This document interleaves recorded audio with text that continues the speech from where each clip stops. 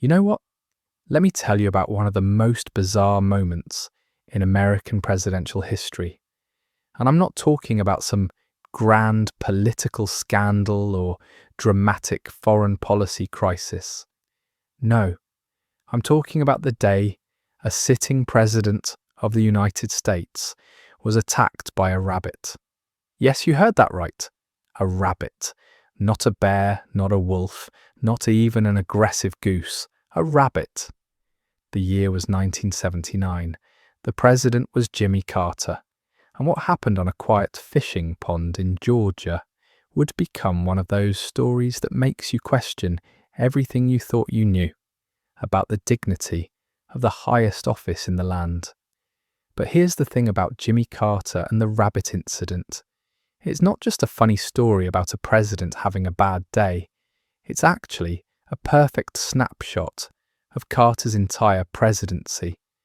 Because if there's one thing that defined Jimmy Carter's time in office, it was this. The universe just seemed to be conspiring against him at every turn. Let me paint you a picture of where we're starting. It's April 1979. Jimmy Carter has been president for a little over 2 years, and things are, well, they're not great. The economy is in shambles, inflation is running wild, there are gas lines around the block, American hostages are about to be taken in Iran, and Carter's approval ratings are circling the drain faster than water in a bathtub. So what does the President of the United States do when the weight of the world is crushing down on him? He goes fishing, alone, in a small pond near his hometown of Plains, Georgia. Now, before we get to the rabbit, let me tell you a bit about Jimmy Carter, because you need to understand this man to truly appreciate the cosmic absurdity of what's about to happen. James Earl Carter Jr. was born in 1924 in Plains, Georgia, a town so small that calling it a town feels generous. We're talking about a place where everybody knows everybody, where the biggest excitement on a Saturday night might be watching. The crops grow.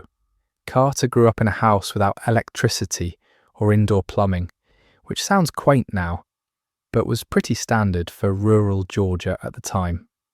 His father, James Earl Carter Sr., was a businessman and farmer. His mother, Lillian, was a registered nurse who, and this is important, was way ahead of her time. While most of white Georgia in the 1920s and 30s was busy enforcing segregation and Jim Crow laws, Lillian Carter was out there treating black patients with the same respect and care as white patients. Young Jimmy absorbed these values, which would later make him one of the more progressive Southern politicians of his era. Carter was a smart kid, really smart. The kind of kid who actually enjoyed doing homework and reading books for fun.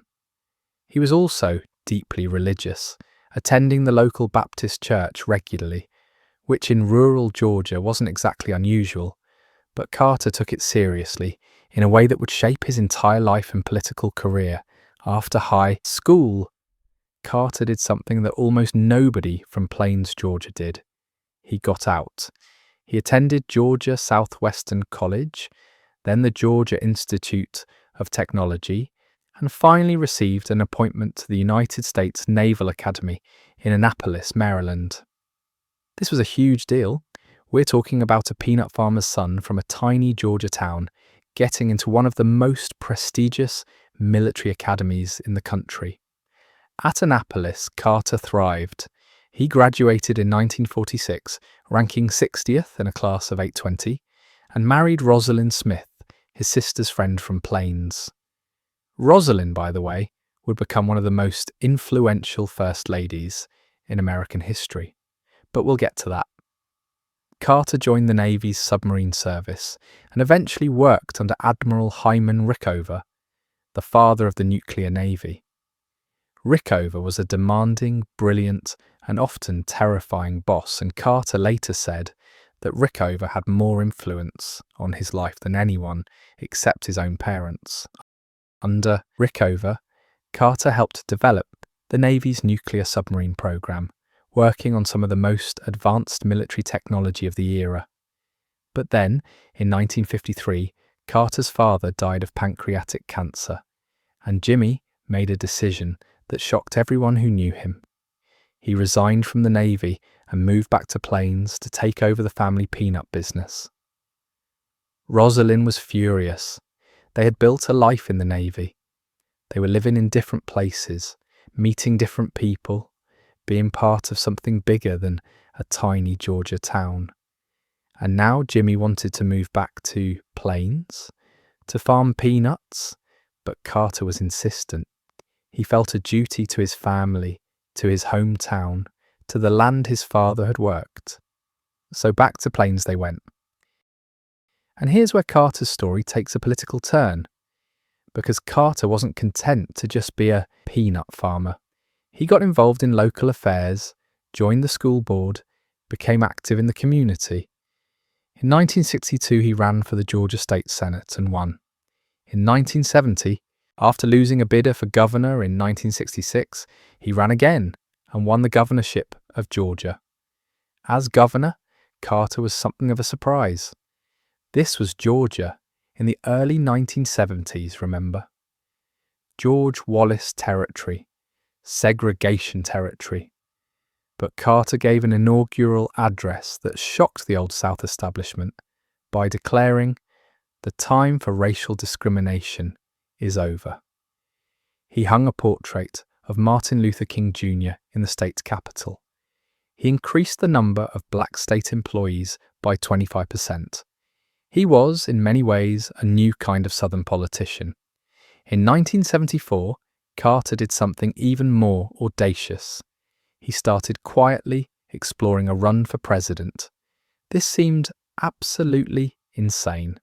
Who was Jimmy Carter? A one-term governor from Georgia? Nobody outside the South had ever heard of him. He had no national name recognition, no powerful backers, no money. But Carter had a plan, and that plan was basically to visit every small town in Iowa and New Hampshire, shake every hand, attend every county fair, and introduce himself to America one voter at a time. It was retail politics at its finest, and against all odds, it worked. The 1976 presidential race was weird. President Gerald Ford was struggling to escape the shadow of Richard Nixon and the Watergate scandal. The Democratic field was crowded and chaotic, and somehow this grinning peanut farmer from Georgia emerged from the pack. Carter's campaign was built on authenticity. He presented himself as an outsider, someone who wasn't part of the corrupt Washington establishment. He promised, "I will never lie to you." In post-Watergate America, this resonated. People were tired of politicians who seemed slick and dishonest. Carter seemed genuine, earnest, almost naive in his honesty. He also made some interesting choices along the way, like the time he gave an interview to Playboy magazine, in which he admitted that he had looked on a lot of women with lust and had committed adultery in my heart many times. This was simultaneously the most Baptist thing anyone had ever said, and also a weirdly honest admission for a presidential candidate to make. It caused a minor scandal, but it also reinforced Carter's image as someone who was almost painfully honest. In November 1976, Carter narrowly defeated Gerald Ford, winning 297 electoral votes to Ford's 240. He became the first president from the Deep South since before the Civil War. On January 20th, 1977, Jimmy Carter was inaugurated as the 39th President of the United States. And then reality set in. Being president, it turned out, was a lot harder than running for president. Carter had campaigned as an outsider, but once he got to Washington, being an outsider was actually a problem. He didn't have established relationships with congressional leaders. He didn't know how to navigate the Byzantine world of Washington politics. His staff was mostly people from Georgia who were as new to Washington as he was. Carter also had the unfortunate timing to become president during one of the most economically turbulent periods in American history. The 1970s were characterized by something economists called stagflation, a toxic combination of stagnant economic growth and high inflation. Unemployment was high, prices were rising, the dollar was weak, and to make matters worse, the oil-producing countries of OPEC had America by the throat, manipulating oil supplies and sending gas prices through the roof. By 1979, gas lines were a regular feature of American life. People would wait for hours just to fill up their tanks. Fistfights broke out at gas stations. Some stations would only sell gas on certain days, depending on whether your license plate ended in an odd or even number. It was chaos, and fairly or not, people blamed Carter. Carter tried to address the energy crisis head-on. He gave speeches about the need to reduce American dependence on foreign oil. He wore cardigans in the White House and turned down the thermostat, urging Americans to do the same. He installed solar panels on the White House roof. He proposed ambitious plans for developing alternative energy. But here's the problem. Americans didn't want to be told to use less. They didn't want to conserve. They wanted to drive big cars and keep their houses at 72 degrees and not think about where their oil came from. Carter's approach felt preachy, almost condescending, like a disappointed father telling you to eat your vegetables. In July 1979, Carter gave what would become known as the malaise speech, though he never actually used that word. He talked about a crisis of confidence in America, about how the country seemed to have lost its way. He said, "The erosion of our confidence in the future is threatening to destroy the social and the political fabric of America." It was actually a pretty good speech, thoughtful and honest. But people didn't want thoughtful and honest. They wanted a president who would tell them everything was going to be great, not one who pointed out all the problems. So by April 1979, when Carter decided to take a little fishing trip back home to Georgia, he was not in a good place. His approval rating was dropping faster than a stone in water. The Democratic Party was starting to whisper about finding someone else to run in 1980. Ted Kennedy was making noises about a primary challenge. The Republicans were circling like sharks. Carter needed a break. He needed to get away from Washington, away from the cameras, away from the constant pressure. He needed to go back to Plains, back to the simple pleasures of his childhood, back to a time when things made sense. So there he was, on a small pond in Georgia, in a little boat fishing. Just a man, a fishing rod, and the weight of the free world on his shoulders. And that's when he saw it. At first, it looked like a small animal swimming toward his boat. Nothing unusual about that. Georgia has all kinds of wildlife, beavers, muskrats, nutria, probably just some critter going about its business. But as it got closer, Carter realized what it was. A rabbit. A swamp rabbit, to be specific. And this rabbit wasn't just swimming. It was swimming directly toward the president's boat, with what Carter would later describe as a look of obvious intent. Now let's pause here for a second, because you might be thinking, so what? It's a rabbit. How scary can a rabbit be? Well, let me tell you about swamp rabbits. These aren't your cute little cottontail bunnies that hippity-hop through your garden. Swamp rabbits, also called marsh rabbits or cane cutters, are bigger, tougher, and meaner than regular rabbits. They live in wetlands across the southern United States, and they're excellent swimmers. They have to be, because they're often running away from predators like alligators, snakes, and foxes. When a swamp rabbit is in the water and swimming toward you, there's usually a reason. It's being chased by something worse, and in its panicked state, it might decide that your boat looks like a great place to escape to. This is apparently what was happening to Jimmy Carter. This rabbit, swimming through the water with its little legs paddling furiously, was heading straight for the presidential boat. And the closer it got, the more alarmed Carter became. According to Carter's own account, the rabbit was hissing menacingly and gnashing its teeth, and appeared to be intent on climbing into the boat with him. Now, I want you to imagine this scene for a moment. You're the President of the United States. You're dealing with the energy crisis, the Soviet Union, the Middle East, inflation, unemployment, and a dozen other crises.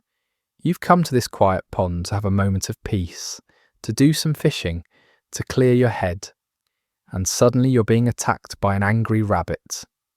What do? Well, if you're Jimmy Carter, you do what any reasonable person would do. You grab your paddle and start splashing water at the rabbit to keep it away from the boat. And this, right here, is where the story gets even better. Because Carter didn't just splash at the rabbit once or twice.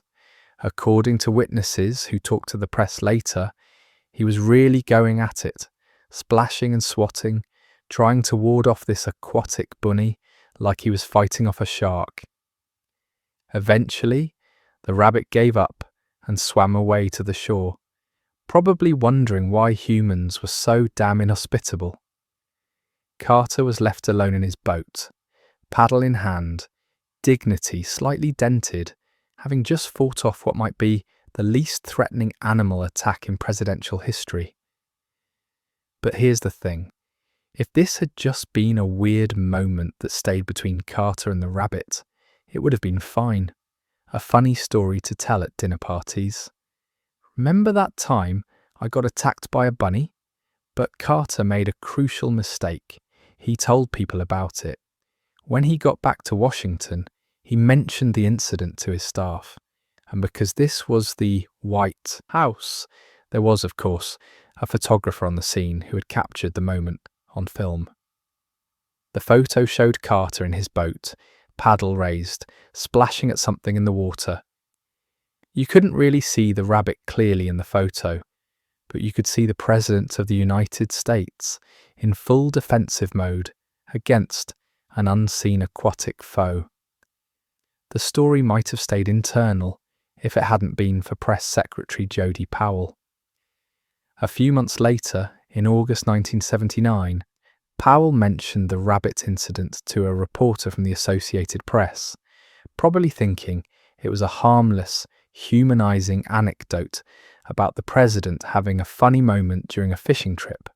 Oh boy, was he wrong. The Associated Press ran the story on August 30th, 1979, with the headline, "President Attacked by Rabbit." And suddenly, the Jimmy Carter rabbit incident became a national sensation. The Washington Post got hold of it. The New York Times ran stories. Political cartoonists had a field day. Late night, comedians made it their go-to punchline. The photo of Carter splashing at the rabbit was published everywhere, and suddenly the leader of the free world was being mocked for fighting off Thumper. But it got even worse. Because people didn't believe it at first, the story sounded too ridiculous. A rabbit attacking the president? Come on. The White House had to actually release the photograph to prove it happened. They had to hold meetings about the rabbit. They had to issue official statements about the rabbit. The President of the United States had to defend himself against accusations that he had made up a story about being attacked by a rabbit. Brooks Jackson, a reporter for the Associated Press, actually demanded to see the photograph because he didn't believe the story. The White House initially refused, probably because they realized how ridiculous it would look. But eventually, they relented and showed Jackson the photo, and he confirmed that yes, there was indeed a swimming rabbit approaching the president's boat. Newsweek ran a story with the headline, "The Rabbit Omen." They didn't even have to explain what they meant. Everyone understood. This rabbit attack was a metaphor for Carter's entire presidency. He was a man being overwhelmed by forces he couldn't control, fighting off threats both real and absurd, looking slightly ridiculous in the process. Political opponents had a field day. Republicans joked that if Carter couldn't handle a rabbit, how could he handle the Soviets? Cartoonists drew pictures of Carter being chased by rabbits in various scenarios. One famous cartoon showed a giant rabbit looming over the White House. Another showed Carter running away from a bunny while foreign leaders watched in confusion. The incident became so famous that it got a name, the Killer Rabbit Incident, and it perfectly encapsulated everything that was going wrong with Carter's presidency. Here was a man who was fundamentally decent, intelligent, and well-meaning, but who seemed to be cosmically cursed with bad luck and worse timing. And the timing really couldn't have been worse. This story broke in August 1979, just a few months before the Iran hostage crisis would begin. In November 1979, Iranian revolutionaries would storm the US Embassy in Tehran and take 52 American diplomats hostage. They would hold them for 444 days, basically destroying what was left of Carter's presidency. But before that happened, America was busy laughing at their president for being menaced by a rabbit. Let me give you some context for why this story resonated so much. By 1979, Americans were deeply frustrated. The economy was terrible. Gas was expensive and hard to get. The country felt like it was in decline. People wanted a strong leader, someone who projected confidence and power. And instead, they had a president who wore cardigans, talked about malaise, and got attacked by rabbits. It wasn't fair, really. None of the economic problems were Carter's fault. The energy crisis was the result of decades of policy decisions and international power dynamics. The hostage crisis in Iran was the result of complex geopolitical forces that no American president could have easily resolved. Carter was actually working incredibly hard to address these problems. But politics isn't about fair, it's about perception.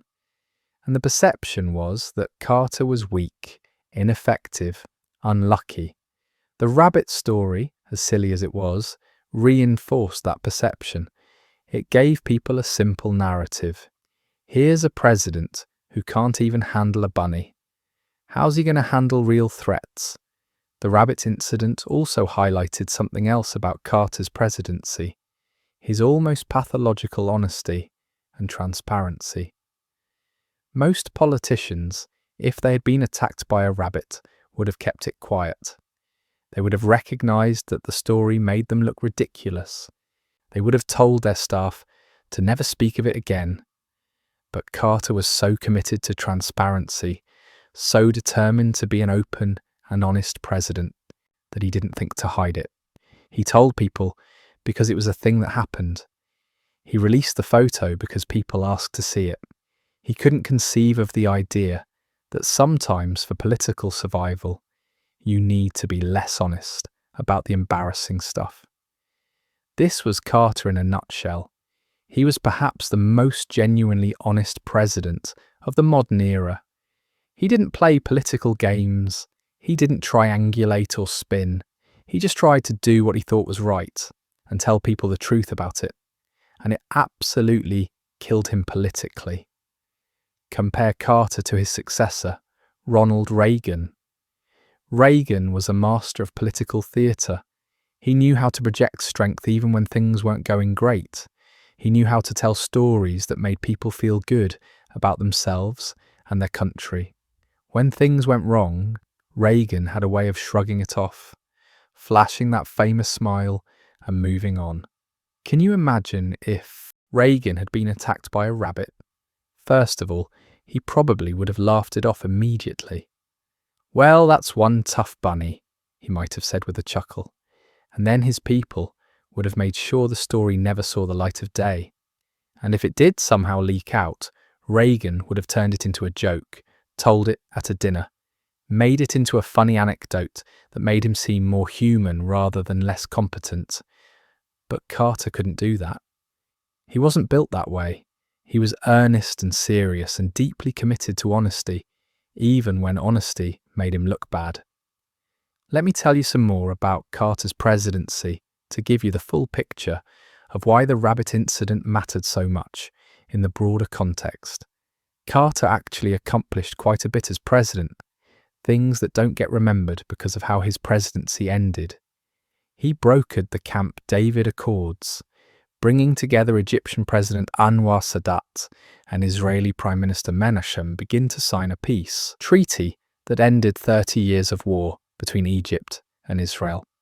This was a huge deal, a genuine diplomatic triumph that probably saved thousands of lives. He created the Department of Energy and the Department of Education. He deregulated the airline industry, which led to cheaper flights and more competition. He appointed a record number of women and minorities to federal positions. He strengthened environmental protections and massively expanded the national park system. He also took the energy crisis seriously in a way that, in retrospect, was exactly right. He pushed for fuel efficiency standards for cars, investment in renewable energy, and conservation efforts. If America had followed through on Carter's energy policies, we'd be in a much better position today regarding climate change and energy independence. But none of this mattered in the moment. What mattered was that gas was expensive, inflation was high, and Americans felt bad about themselves and their country. And then there was the Iran hostage crisis. On November 4th, 1979, Iranian revolutionaries stormed the US Embassy in Tehran and took 52 Americans hostage. They demanded that the United States return the Shah of Iran, who had fled to America for medical treatment after being overthrown in the Iranian Revolution. Carter's handling of the hostage crisis was, like everything else in his presidency, earnest and ultimately unsuccessful. He tried diplomacy. He tried negotiations. He tried a rescue mission called Operation Eagle Claw, which was a complete disaster. The helicopters broke down in the Iranian desert, 8 American servicemen died, and the hostages remained captive.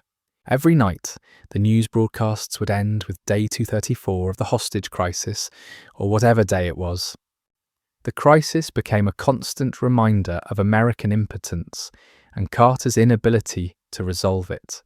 It was a daily humiliation broadcast into every American home. By the time the 1980 election came around, Carter was toast. Ted Kennedy had challenged him in the primary, weakening him further. The economy was still terrible, the hostages were still in Iran, and the Republicans had nominated Ronald Reagan, a former actor and California governor who promised to make America great again. Reagan crushed Carter in the general election, winning 489 electoral votes to Carter's 49. It was a landslide of epic proportions. Carter won only 6 states plus DC. It was a repudiation, not just of Carter's policies, but of Carter's entire approach to politics and leadership. And here's the final insult. The Iranian hostages were released on January 20th, 1981, literally as Reagan was being inaugurated. The Iranians had held them for 444 days, through Carter's entire last year in office, and then let them go the moment Carter was no longer president. It was as if the universe had one final humiliation to heap upon Jimmy Carter. But here's where the Carter story takes an interesting turn, because what happened after his presidency might be the most remarkable part of his entire life. Most former presidents retire to give speeches, write memoirs, collect appearance fees, and play golf. They build presidential libraries and bask in their legacy. They become elder statesmen, commenting on current events from a comfortable distance. Jimmy Carter did none of that. Instead, he went back to Plains, Georgia, and began what would become the most active and accomplished post-presidency in American history. He founded the Carter Center, an organization dedicated to advancing human rights and alleviating suffering around the world. He became an international observer of elections, ensuring fair democratic processes in countries around the globe. He worked with Habitat for Humanity, literally building houses for poor people, well into his 90s. Can you imagine? A former president in his 90s out there swinging a hammer and putting up drywall. He wrote dozens of books. He mediated international conflicts. He helped eradicate diseases in Africa.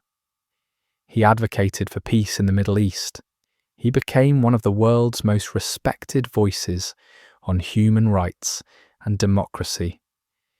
In 2002, he was awarded the Nobel Peace Prize for his decades of untiring effort to find peaceful solutions to international conflicts, to advance democracy and human rights, and to promote economic and social development. The Nobel Committee's citation is worth reading in full.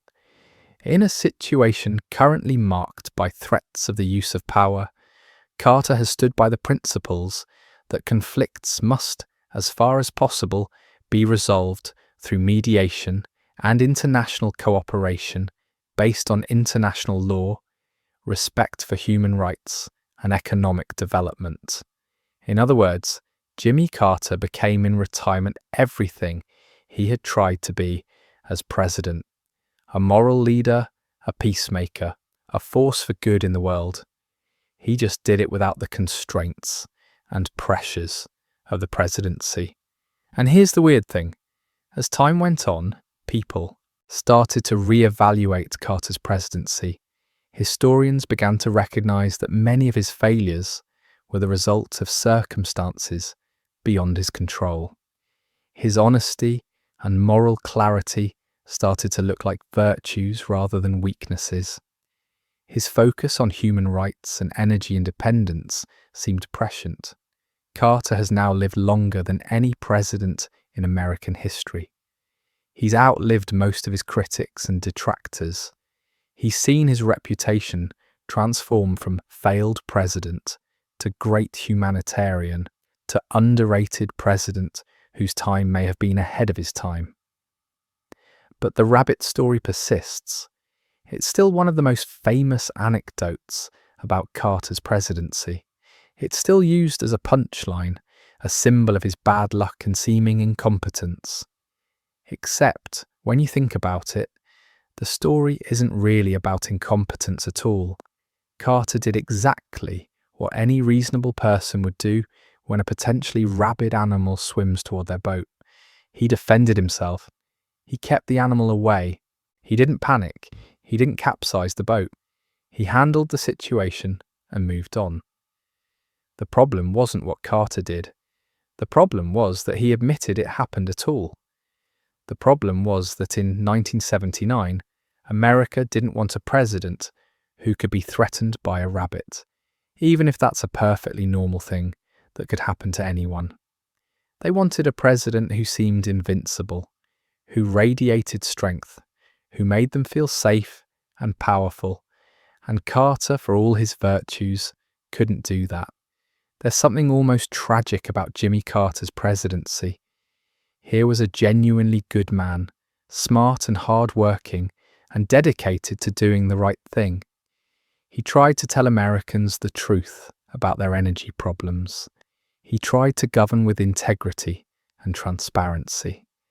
He tried to make the world more peaceful and just, and for his efforts, he was mocked, defeated, and remembered largely for being attacked by a rabbit. But you know what? Carter got the last laugh. Because while Reagan is remembered as a great president, and while Carter is remembered as a failed one, who's done more good in the world over the long term? Who's saved more lives? Who's built more houses for the poor? Who's fought harder for human rights and democracy? Jimmy Carter. That's who. The man who lost to a rabbit has probably helped more people, in more countries, in more tangible ways than any other modern president. The rabbit incident tells us something important about American politics. It tells us that perception often matters more than reality. It tells us that one embarrassing moment can define a presidency more than a dozen substantive accomplishments. It tells us that Americans often prefer leaders who project strength over leaders who are honest about challenges. But it also tells us something else, that history is longer than news cycles, that reputations can be redeemed, that what seems like failure in the moment might look different decades later. Carter was attacked by a rabbit in 1979, and it became a symbol of his presidency's failures. But Carter has spent the last 40+ years showing the world what he's really made of. He's proven that character and dedication matter. He's shown that you can lose in politics and still win at life. The rabbit swam away that day in 1979, probably to tell its rabbit friends about the weird human who splashed water at it. That rabbit has been dead for decades now, but Jimmy Carter is still here, still working, still building houses and mediating conflicts and promoting peace. So who really won that encounter? The rabbit that momentarily embarrassed a president? Or the president who turned embarrassment into a lifetime of service? I know which one I'd bet on. Let me tell you one more thing about that rabbit. After the story broke, there was a lot of speculation about why the rabbit was swimming toward Carter's boat in the first place. Some people joked that it was a Republican rabbit sent to sabotage the president. Others suggested it was a KGB rabbit trained by the Soviets to undermine American confidence. The most likely explanation, though, is that the rabbit was running away from something on shore. Maybe a dog, maybe a fox, maybe an alligator. Swamp rabbits take to the water when they're being chased, and they'll swim toward any possible refuge, including boats. In other words, the rabbit wasn't attacking Carter at all. It was trying to escape something worse. It was desperate, panicked, looking for safety in a dangerous world. When you think about it that way, maybe Jimmy Carter and the rabbit had more in common than anyone realized. Both were struggling against forces larger than themselves. Both were trying to survive in a hostile environment. Both were doing their best in a difficult situation. The difference is that we expect rabbits to be vulnerable and presidents to be invincible. We forgive rabbits for being afraid, but we punish presidents for showing any sign of weakness. Jimmy Carter's great failing as a president was that he was too human. He admitted when things were difficult. He told the truth about problems. He showed vulnerability. And in 1979, America didn't want a vulnerable president. They wanted Superman. They got Superman a year later in the form of Ronald Reagan, who told them it was morning in America and made them feel good about themselves again. And maybe America needed that. Maybe after the turmoil of the 1970s, people needed someone to tell them everything was going to be okay, even if it wasn't entirely true. But we shouldn't forget that while Reagan was giving inspiring speeches, Carter was out there doing the hard, unglamorous work of trying to solve actual problems. And after his presidency ended, Carter kept doing that work, year after year, decade after decade. The rabbit story is funny. It's absurd. It's the kind of thing that makes you laugh and shake your head. But it's also a reminder that some of our best leaders don't fit the mold we expect. Some of our most effective people are the ones who don't care about looking strong all the time, who are willing to admit when they need help, who treat every challenge, even an angry rabbit, with the seriousness it deserves. Jimmy Carter is 99 years old now, as of 2024. He's been in hospice care at his home in Plains, Georgia, the same town where he was born almost a century ago. He's outlived his wife Rosalind, who died in November 2023 after 77 years of marriage. He's outlived most of his contemporaries, most of the people who mocked him, most of the people who defeated him. And when he dies, how will he be remembered? Probably some people will still bring up the rabbit. It's too good a story not to mention, but I'd bet that history will remember Jimmy Carter primarily for his humanitarian work, for his commitment to peace and human rights, for being a person who proved that there's life after political defeat, and that sometimes your greatest contributions come after you've lost. The rabbit incident was a footnote to a troubled presidency, but the troubled presidency turned out to be a footnote to a remarkable life. There's a photo of Jimmy Carter from a few years ago when he was in his mid-90s, still working with Habitat for Humanity, despite having survived brain cancer. In the photo, he's wearing jeans and a work shirt, a tool belt around his waist, a hammer in his hand. His face is weathered and deeply lined, but he's smiling. He looks happy. He looks like a man who knows what matters. I'd like to think that somewhere, in some cosmic sense, that rabbit from 1979 looks at that photo and thinks, you know what, I picked the wrong boat to swim toward. Because Jimmy Carter didn't just survive the rabbit attack. He didn't just survive the failed presidency. He survived it all and came out the other side as one of the most respected and beloved figures in American public life. The rabbit? The rabbit is a punchline, a strange historical anecdote, a weird detail in the story of American politics. But Jimmy Carter? Jimmy Carter is a reminder that character endures, that failure isn't final, and that sometimes the measure of a person isn't how they look in the moment, but what they do with all the moments that come after. So yes, Jimmy Carter was attacked by a rabbit. It really happened. It was ridiculous and embarrassing and perfectly emblematic of his presidency's bad luck. But Jimmy Carter also won a Nobel Peace Prize, brokered peace in the Middle East, monitored elections around the world, built houses for thousands of families, helped eradicate diseases in Africa, and lived his values more consistently and authentically than almost any other president in American history. Which one of those things do you think really matters? The next time someone brings up the rabbit story, maybe we should tell them the rest of it. Maybe we should tell them about the 40 years that came after, about the houses built and the conflicts mediated and the lives saved. Maybe we should tell them that Jimmy Carter took the worst moment of his presidency, the most embarrassing anecdote, and refused to let it define him. Maybe we should tell them that sometimes the person who gets laughed at in the moment is the one who gets the last laugh in history. And maybe, just maybe, we should tell them that there's something admirable about a president who's honest enough to admit that yes, he was once menaced by a rabbit. And what are you going to do? These things happen. Because that's the truth. These things do happen. Life is strange and unpredictable. And sometimes a rabbit swims at your boat and you have to splash water at it with a paddle.